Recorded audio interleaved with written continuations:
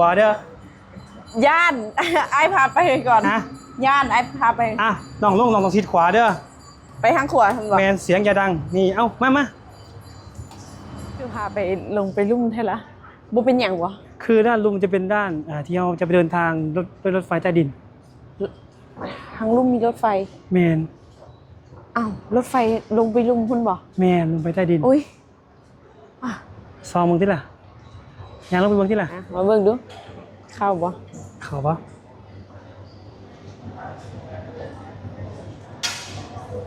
เรียบร้อยโอ้ยพี่น้องเข้าปะเข้าอีลีเด้อบ่ได้เฮ็ดตัวเด้ออันนี้เฮ็ดให้ประชาชนหรือว่าผู้เดินทางมาเที่ยวสถานที่แห่งนี้ได้เสียบได้สบายอย่างนั่งสบายเรียบซี่บาโบนะน้องนั่งมาเที่ยวประเทศไทยนะฮะมาจากเวียงจันทน์เนาะนะฮะบ่เคยมากรุงเทพจักเทื่อเคยมาผ่านแต่บ่เคยแวะบ่เคยแวะตอนนี้เขาอยู่ที่สวนจตุจักรน้องพี่น้องเนาะน้องนางหูโตอยู่ว่ายืนตรงนี้เนี่ยหูโตอยู่ว่าหูอยู่หูโตว่ายืนแต่หูโตว่าอยู่ที่น้องยืนใต้ล่างนี่มีชั้นใต้ดินแม่นมีใต้ดินมีดินลึกลงไปดินนี่มีคนอยู่ว้าวไปเอ้าเป็นเมืองไหนมีคนอยู่ลึกเนี่ยอันนี้ผมไม่ได้อ้ำในเรื่องจริงบ่ได้อ้ำในเรื่องจริงเด้แม่นบ่อันนี้เรื่องจริงเลยน้องบ่เชื่อบ่เชื่อบ่น้องบ่เชื่อเดี๋ยวสิพาไปเด้อข้างล่างนี่จะมีอาหารมีเซเว่นนะบิ๊กซี่มีป่ะบิ๊กซี่นั่งเพิ่นมีอาหารตัดผมน้องเห็นว่ารถไฟลอยฟ้าน่ะเห็นรถไฟมีข้างล่างก็มีรถไฟชั้นใต้ดินบ่เคยบ่เชื่อดอกโอ้เจ้าลองหันหน้าไปให้ซี่เบิ่งแน่จะบ่เชื่อจะเป็นไผมาแต่ไสบอกก่อนเป็นไผมาแต่ไสมาแต่ลาวอยู่แข่งไสสมบูรณ์บ้านผาละแวกแต่ว่าค่อยบ่เชื่อว่าคนที่หยังสิไปอยู่ในพื้นดินใต้ดินเนาะสาวลาวบ่เชื่อเบาหน่อยว่ามีชั้นใต้ดินเจ้าเชื่อบ่เชื่อลงแล้วนี่พยานเพิ่นพยานเพิ่นพิสูจน์แล้วว่าทั้งเทิงจะสังเกตเห็นเป็นแม่น้ำเป็นน้ำเด้แม่นทางลุมจะเป็นใต้ดินเป็นเมืองใต้ดินเป็นห้างมีบิ๊กซีมีเซเว่นมีส่งของมีห้านแลกเปลี่ยนแลกเงินโอ้โหเพราะว่ามีแท้วะแม่นเวลาชาวต่างชาตินี่เพิ่นใช้บริการรถใต้ดินออกจากรถใต้ดินเพิ่นก็จะอยากแลกเปลี่ยนเงินเด้ซุปเปอร์ลิทแม่นเอาจังซี่น้องนะฮะน้องบ่เชื่อหรือบ่เชื่อก็แล้วแต่น้องเดี๋ยวได้สิพาน้องไปเบิ่งก่อนที่น้องไปเนี่ยน้องต้องเก็บอาการเด้น้องอย่าแสดงอาการหลายเลยเพราะว่าเฮ้ยไปเห็นบ่น่าเชื่อเฮ้ยมีชั้นใต้ดินเคยเห็นในเมืองบาดาลเมืองพญานาคแม่นบ่ขย่านเว้ยย่านแนวใดเอาย่านแนวใดย่านเนาะคนเนียงสิไปอยู่ใต้ดินได้เอาอันนี้ประเทศไทยเด้ประเทศไทยอันนี้ไทยแลนด์เด้ปลอดภัยมีอยู่แล้วสุดยอดปลอดภัยอยู่บ่น้องคิดว่าถ้าอยู่ในชั้นใต้ดินแล้วจะเกิดอีหยังขึ้นเอ้าหายใจบ่ออกอีหยังอีกแล้วก็จะขาดอากาศหายใจจะบ่ตายบ่เอ้าบ่ตุยบ่อันนี้แต่อ้ายก็ต้องบอกน้องก่อนระเบียบของการไปนี่1น้องต้องเห็นชุมชนหรือให้คนหลายๆเฮาอย่าใส่เสียงดังเด้อการย่างขึ้นลงบันไดเรือนนี่บันไดเรือนพร้อมเด้เห็นบ่น้องต้องชิดทางฝั่งด้านขวานะสิ่งที่บ่ดีอย่าบ่เฮ็ดเราเก็บเอาสิ่งดีๆไปฝากพี่น้องเชื่อได้ว่าน้องไปเห็นแล้วน้องอาจจะเล่าให้คนที่ทั้งบ้านฟังพร้อมหรือยังพร้อมเชื่ออยู่บ่บ่เชื่อตื่นเต้นบ่ตื่นเต้นเอ้าต้องเอาสิบ่ตุยบ่อ้ายลงไปเบิ่งเอาบ่ตุยบ่เป็นหยังบ่ตุยบ่เป็นอันตรายพอน้อยเมื่อมีคนตื่นเต้นสิ่งจะแก้ในความตื่นเต้นเฮ็ดจังได๋แก้ให้ตื่นเต้นโอ้ดึงหายตื่นเต้นหรือยังหายตื่นเต้นแล้วพร้อมหรือยังพร้อมเอาแล้ววันนี้ครั้งแรกของชีวิตสาวนางสาวไส้ยาสมบูรณ์ใส่สมบูรณ์เป็นที่มั่นไปก่อนที่เขาสิไปเนาะพี่น้องเนาะแสดงความเสียใจต่อผู้ที่เสียชีวิตทางบ้านเฮานั่นแน่เนาะไว้อะไรตรงนี้ก็ถือว่าเดี๋ยวสิว่าเฮาบ่ได้มีความผูกความหยังเพราะว่ามีผู้เสียชีวิตทางบ้านเฮาก็แสดงความเสียใจอย่างสุดซึ้งนะฮะไปพอน้อยไปลุยห่วยมันแม่นบ่อ้ายห่วยก็สิแม่นตัวน้อยเราจะไปเฮาต้องเรียนรู้นี่เฮาต้องทิ้งนี่แล้วมีแยกขยะพร้อมเด้อันนี้คือให้น้องเรียนรู้เด้ออยู่บ้านเฮาเฮ็ดจังได๋เวลาขยะนี่ โอ้โหบ่ดีเฮาต้องฝึกฝนจากตัวเฮาเองก่อนบ่หยอก FC เนาะทิ้งเป็นที่เป็นทางทิ้งในขยะเนาะทิ้งในอันนี้เขาเรียกหยังถังขยะคัดแยกขยะรีไซเคิลขยะ เปียกขยะเป็นพิษ อันนี้เขาต้องแยกบ่อ้าย แยกน้องเห็นบ่น่ะ ไหน มันหูกบด้วยน่ะ อีหยัง มานี่อาจจะพาไปมานี่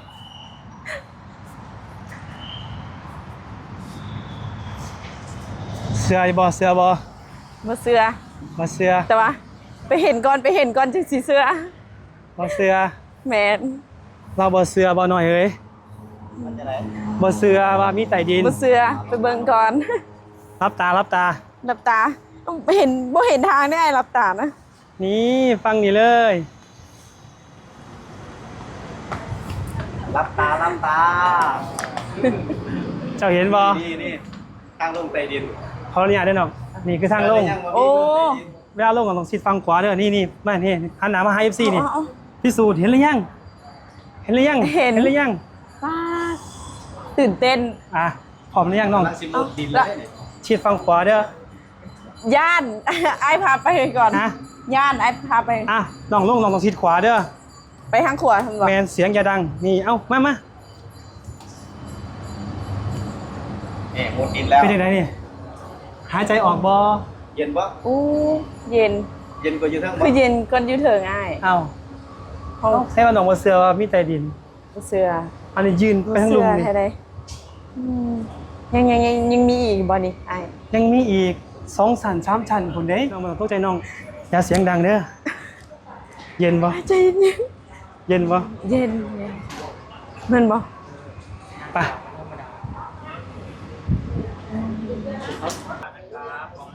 เห็นบ่ อู้ มาฟังนี้ฟังนี่ อ้ายคือเป็นนั่น เบิ่งไปทางนี้ ห้องใต้ดินไทยได้ เห็นบ่ เวลาเขาย่างนี่ย่างขวบหรือย่างทราย ยางขอน้องมาฟังนี่ ป้า มีอาหารการกิน มีทุกอย่างเลย น้องมาฟังนี่น้องมาเลี้ยวลงไปมีอีกชั้นหนึงเด้ ห่วยไอ้ายคือพาไปลงไปลุ่มแท้ละบ่เป็นหยังวะ คือด้านลุมจะเป็นด้านที่เราจะไปเดินทางด้วยรถไฟใต้ดิน ทางลุ่มมีรถไฟ แมน อ้าวรถไฟลงไปลุ่มพุ่นบ่ แมนลงไปใต้ดิน อุ้ยอ่ะ ซองมึงที่ล่ะยางลงไปเบิ่งที่ล่ะยางไปเบิ่งบ่ เนี่ยมันได้ได้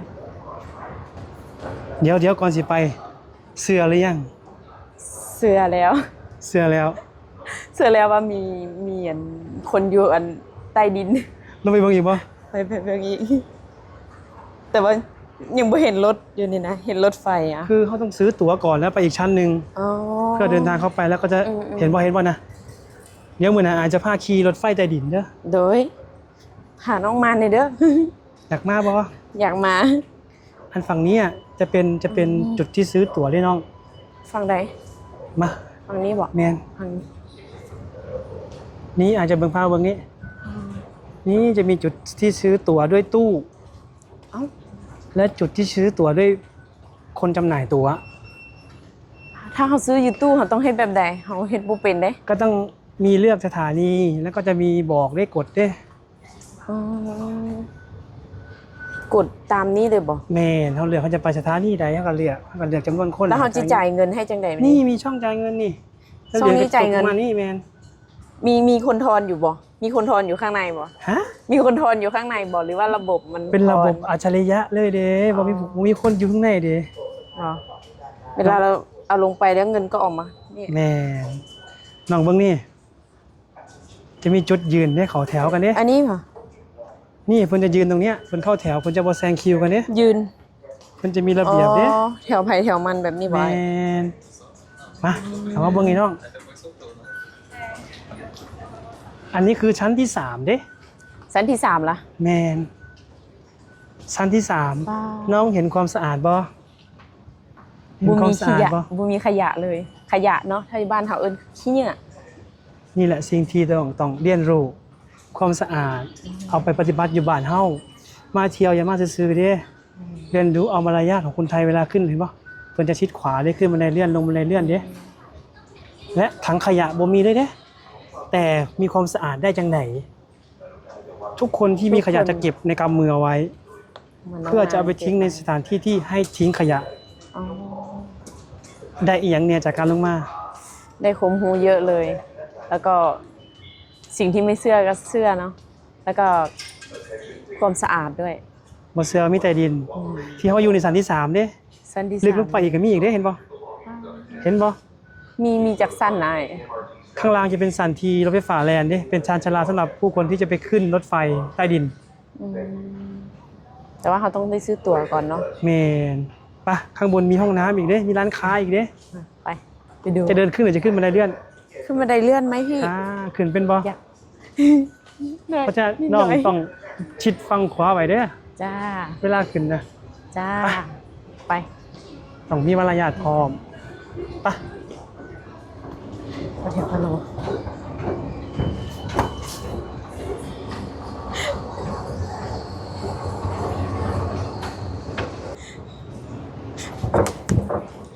กลัวไป เห็นแล้วบ่เห็นแล้วบ่ เห็นแล้ว เสื้อแล้ว เอาถามไอ้ถามอีที่บ่เสือไอ้ที่บ่สิแลก ตอนแรกบ่เสื้อเพราะว่าบ่เสื้อเพราะว่าเขาบ่เคยได้มาเนาะแล้วก็บ่เคยได้สัมผัส แล้วก็อีกอย่างเขาก็อยู่อันแถวเขตอันนอกแน่แต่อยู่บ้านเมืองเขาก็บ่เห็นเนาะบ่เห็นว่าสิมีรถไฟใต้ดินแบบนี้นะ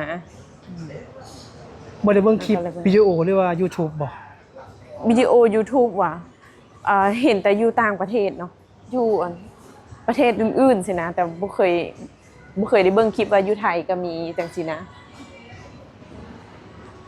มีห้องน้ำได้บ่อยู่นี่บริการฟรีบ่อายห้องน้ำก็ได้ เอาปกติต้องใช้บริการห้องน้ำต้องเสียเงินบ่ บ่เสียถ้ามาอยู่ไทย เอาอยู่บ้าน บ่ น่ะ อยู่บ้านนี้บางที่ก็เสียเนาะถ้าเป็นอันสถานที่สาธารณะเขาจะบ่ได้เสียเงิน อ๋อนี่หมองนั่งพร้อมเลยน้อง อืม เห็นบ่ อันนี้มัน จะเป็นโซน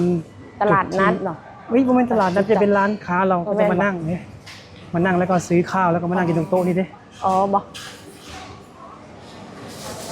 อืม เดี๋ยวอาจสิพาย่างไปทะลุอีกฝั่งหนึงเด้อ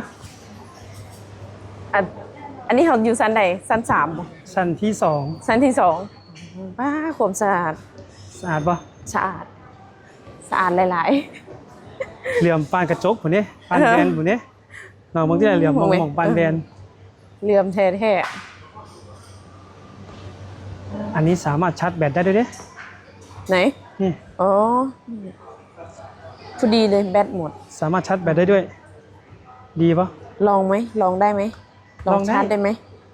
เดี๋ยว ลองปะ เดี๋ยวอยาก ลองชาร์จด้วยนะชาร์จเข่าปะ ชาร์จเบิ่งกันเด้อเข้าบ่ เขาเก็บยุบขอบตับเลย ถ้าลองก่อน ต้องพิสูจน์ บ่เสื้อเด้บ่เสื้อต้องพิสูจน์ไปก่อนไหนโทรศัพท์เบิ่งเนาะมาเบิ่งดูเข้าบ่ เข่าปะ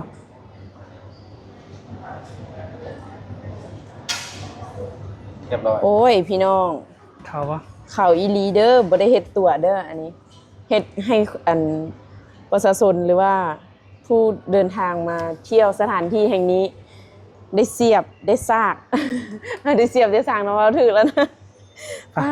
อย่าใส่เสียงดังเด้อ โอเคไปขึ้นไป ไป ให้ เบิ่ง ใส่ ห้อง เสียง น้ำมันไปเบิ่งห้องน้ เอาอีกละไปเบิ่งห้องน้ำอีกบ่ ำเซเว่นเห็นบ่เซเว่น มีแท้เซเว่น ไปฟังนี่มาฟังนี่จะไปซื้อของบ่ โอ้ยตื่นเต้นได้มี คนหายใจออกบ่วะที่นี่ หายใจออก คนหายใจออก หายใจออกบ่ หายใจออกเจ้า มาเบิ่งห้องน้ำนี่และคนที่บ่เชื่อก็ต้องมาสัมผัสด้วยตัวตัวเอง แมนเห็นว่าน่ะน้องนางจึงมามันดูให้เห็นกับตา และสิ่งที่สำคัญน้องนางห้องน้ำจะเข้าไปใช้บริการก่อนบ่เดี๋ยวอาจสิถามความรู้สึกก่อนเข้าไปใช้บริการว่ามีหยังแหน่ไปบ่ ไป อาจสิทาอย่างนี้เด้อไปน้องย่างเข้าไปเด้อ เดี๋ยวน้องสิไป แล้วจะมาบอกความรู้สึก โอเคน้องนางจะไปเข้าห้องน้ำแล้วตอนนี้เนาะพิสูจน์ว่าห้องน้ำเป็นจังไดมาแล้วพี่จะได้ห้องน้ำสะอาดบ่เอานั่งลง ห้องน้ำสะอาดหลายแล้วก็อย่างว่าเวลาเข้าห้องน้ำเนาะเพิ่นจะบ่แย่งกัน อ่า เรียนเป็นแถว เข้าแถวสร้างวินัย ใช่เข้า นี่คือ แถว จิตสำนึกของคนไทยนะ แบบสุดยอด สุดยอด แล้วก็เวลาเราล้างมือเนาะเขาก็จะมีที่เป่าด้วย เป่าให้แห้ง ใช่เป่าให้แห้ง แล้วอีกอย่างหนึงที่นายยังอยากรู้ก็คือ ตรงนั้นคืออะไร ใช้ ไปดูพาไปดูหน่อยตรงนั้นอะ ตรงไหน อ๋อมันถ่ายอยู่ห้องน้ำบ่ได้ อ๋อมันจะเป็นมารยาท เป็นมารยาท อ๋อไม่ใช่ คือโ ตู้อะไรนะ ตู้น้ำ มันจะเป็นตู้เติมเงิน ตู้เติมเงิน เติมโทรศัพท์ เติมเงินกับตู้เติมเงิน อ๋อ เดี๋ยวมึง แล้ว อะ แล้วมีตรงเนี้ย แม่น มันมีน้ำ อันนั้นเขาเอิ้นว่าเครื่องล้างมือนะ อ๋ออ่าง ฆ่า ล้าง เสือ มือ อยู่ห้องน้ ไม่ใช่ตู้นี้นะใกล้ๆเราอะตู้น้ำอะ เอาเดี๋ยวเดี๋ยวเขาไปพิสูจน์เดี๋ยวบนนั้นอาจจะพาพิสูจน์บนนี้อายพาตัวว่าเบิ่งสันใต้ดินแล้ว โอเค เพราะว่าตัวบ่เสือเห็นบ่ บุรีเสื้อแล้ว อีกหนึ่งประสบการณ์แล้วก็อีกหนึ่งเหตุการณ์ที่น้องได้สัมผัสบ่เสืออีหลีบ่ให้ถามอีหลีจะแก่ แท้บัเสื้ออีหลีตอนแรกๆบัเสื้อบ่ได้แกล้งนะบัเสื้อแท้เพราะว่า ก็บ่เคยได้เข้ามาในกรุงเทพแบบว่าเขาต้องได้มาเลาะแบบนี้ ส่วนหลายเขาก็อยู่ เดี๋ย แบ ว บไปเชียงรายก็มีแต่บนดอย แล้วก็บิ๊กซีธรรมดา เห็นอยู่แบบนั้น เดี๋ยวอาจจะพาน้องไปหลายๆทีของเมืองไทยของกรุงเทพเนาะถ้าท่านผู้ชมท่านใดทีที่ตามน้องหน้าเนาะน้องนางแล้วก็บาวบุกที่ว่าไปติดตามของน้องเดี๋ยวน้องจะมีเรื่องเล่าการไปสถานที่อาจจะบอกกันเลยว่าเป็นจุดแลนด์มาร์คของกรุงเทพน้องเนาะฝากปิดท้ายคลิปให้อ้ายเนี่ย ฝากช่องตัวเองได้ไหม ยินดี อันนี้ก็ขอฝากช่องน้องนางเนาะหรือว่าสาวนางบ้านนา อย่าลืมไปติดตามในเด้อ FC อัน